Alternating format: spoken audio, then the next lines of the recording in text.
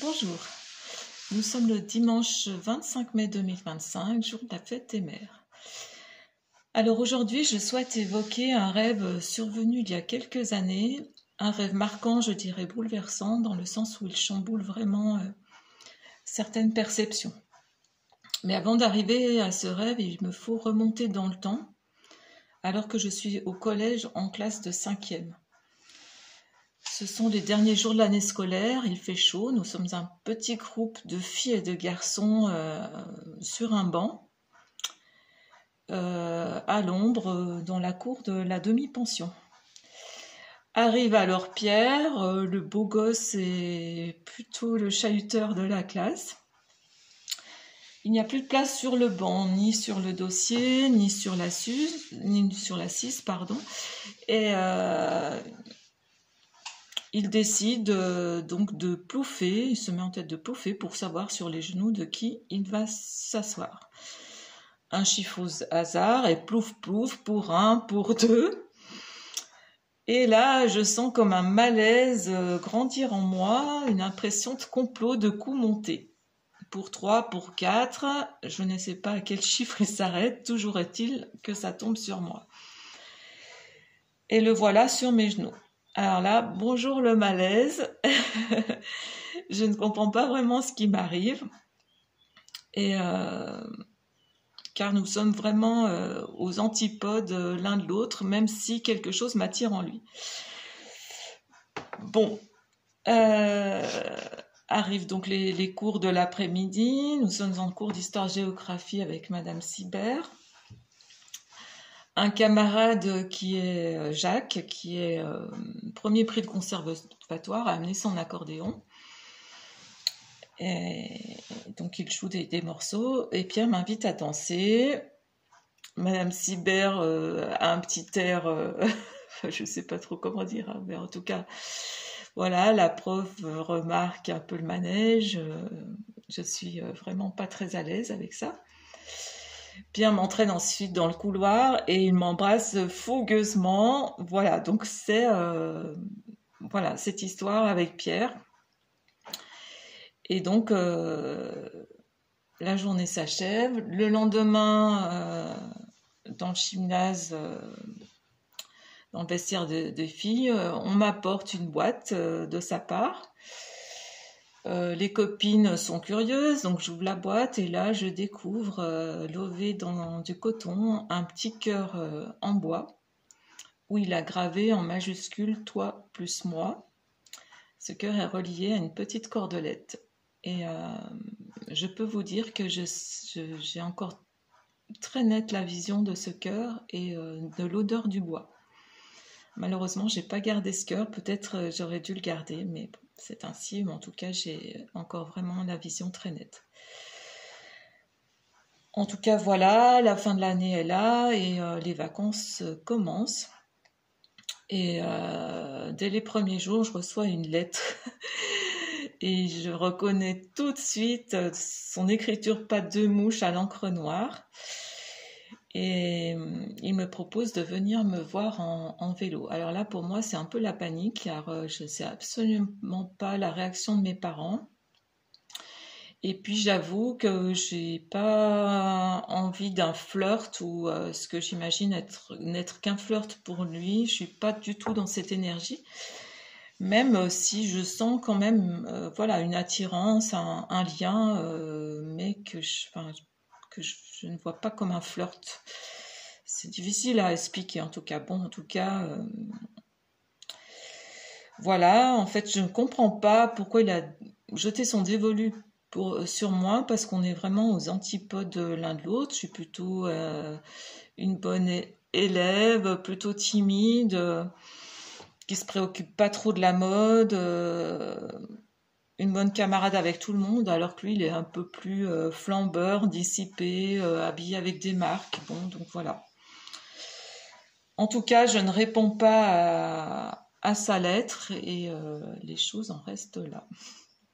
Voilà, donc vous attendiez peut-être à autre chose, mais en tout cas, les choses en restent là. Et à la rentrée, on se revoit, mais nous n'évoquons pas du tout cet épisode. Et lui sort rapidement avec d'autres filles et j'avoue qu'à chaque fois, ça me fait quand même un pincement au cœur. Et je suis envieuse de ces filles qui sont à l'aise avec les garçons, coquettes, branchées. Et je m'en vais un peu de n'être pas dans le coup, toujours un peu décalée. Mais en fait, c'est ma nature et je pense que je suis restée une décalée, enfin en décalage. Bon, nos rapports restent amicaux et il m'invite même à une boum chez lui un jour et je n'y vais pas parce que franchement les booms c'est pas mon truc. Et vraiment je me dis que nous ne sommes pas du tout sur les mêmes planètes. Et pourquoi quand même ce sentiment que quelque chose nous lie, ça reste un mystère. Les années passent et nous poursuivons vraiment des chemins différents. Un jour j'apprends son décès dans un accident de moto où soi-disant il roulait vite sur une petite route pour échapper aux flics. Il aurait raté un virage. Nous avons alors une vingtaine d'années. Je suis vraiment bouleversée par la nouvelle. Quelque temps auparavant, je l'avais revu devant un café avec une bande de motards et certainement sa petite amie de l'époque. Il était venu me saluer dans sa tenue de cuir, le teint hâlé, le regard perçant. Et le jour de son enterrement, je me souviens d'avoir eu très très froid et le sentiment d'avoir perdu un être cher. C'est étonnant, mais c'est ainsi. C'était vraiment pas passé beaucoup de choses, on va dire, mais voilà, il y avait un lien qui est au-delà peut-être d'un lien qui devait se concrétiser humainement. Je sais pas l'expliquer en fait. Voilà. Donc je dirais juste un lien qui existe au-delà de toute explication. En tout cas, les années passent, presque 3 décennies passent. Ma fille cadette perd un camarade de lycée et ses amis décident de retourner un an après sur sa tombe. Ma fille me demande donc de l'emmener un soir et il se trouve que c'est dans le même cimetière qui a enterré Pierre. Pas de hasard, dit-on. Pendant que ma fille se recueille, je cherche sa tombe et je la retrouve. Elle est entretenue. Je me sens très émue. J'aurais aimé un jour reparler avec lui de ses souvenirs de 5e. C'est étrange comme idée, mais quand même, l'idée est restée. Je ne sais plus vraiment ce que je lui ai dit ce soir-là sur la tombe. Peut-être ai-je évoqué ce lien. Je ne me souviens plus vraiment, à part cette émotion. C'est quelque temps plus tard que le rêve est arrivé. Donc, je vous le livre. Je suis vraiment au pied d'un mur très très haut, gris. Je crois que je joue du piano, mais ça c'est un détail, je pense, sans importance. Et soudain, je sens une présence au-dessus de moi. Je lève le regard et je sais que c'est lui. Je ne vois ni corps, ni visage, mais c'est son énergie complètement. Je ne peux pas me tromper. Et là, m'enveloppe un amour indicible, indescriptible. Un amour, je dirais, inconnu ici-bas, d'une grande pureté, un amour infini, un amour d'éternité. Et je peux vous dire que je ne veux plus me réveiller. Je veux rester dans cet amour.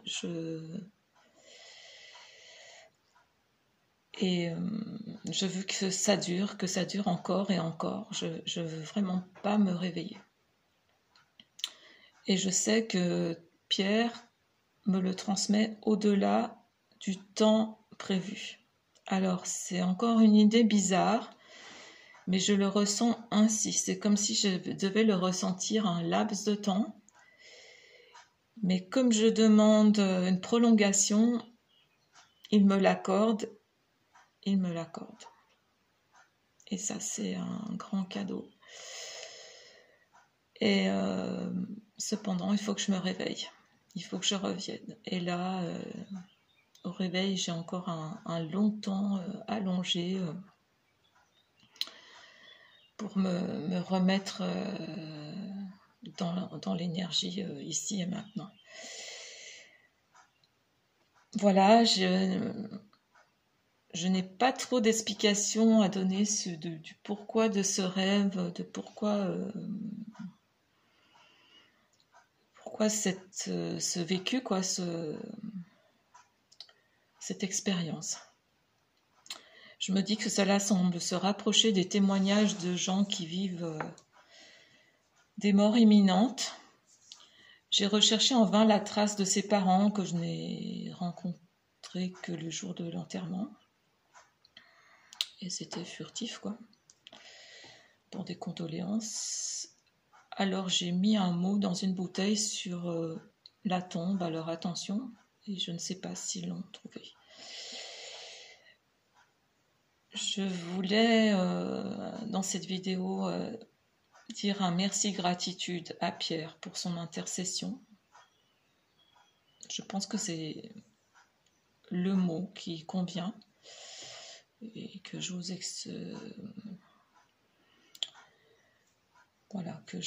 dire pour définir ce rêve qui est presque pas un rêve, si je puis dire. Je ne sais pas comment le nommer en fait.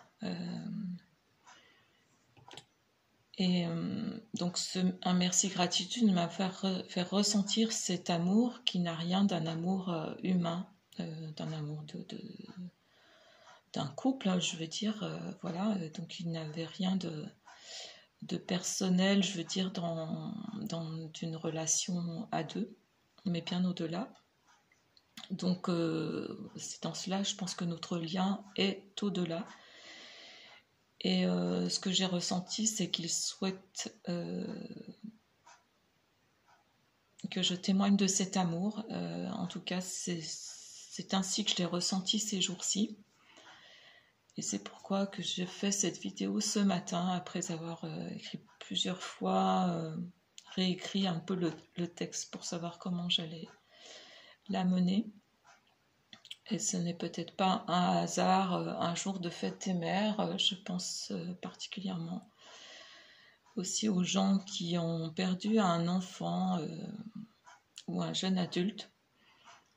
Et peut-être que ces témoignages a du sens pour ces gens-là. Je ne sais pas. En tout cas, je livre ce rêve comme un témoignage de cet amour plus grand. Voilà, je n'ai rien d'autre à ajouter. J'espère avoir pu faire passer un message en tout cas. Je vous souhaite le meilleur, prenez soin de vous et à une prochaine vidéo, je ne sais pas quand parce qu'en fait j'enregistre uniquement quand j'ai des ressentis ou des signes de le faire et pas du tout dans l'idée de faire des vidéos de façon récurrente et pour du remplissage, voilà, tout simplement. Donc peut-être qu'il n'y en aura pas d'autres, je ne sais absolument pas. Et s'il y en a d'autres, je ne sais pas du tout dans quel délai. Voilà, belle journée à vous tous. Je vous souhaite le meilleur de tout cœur. Au revoir.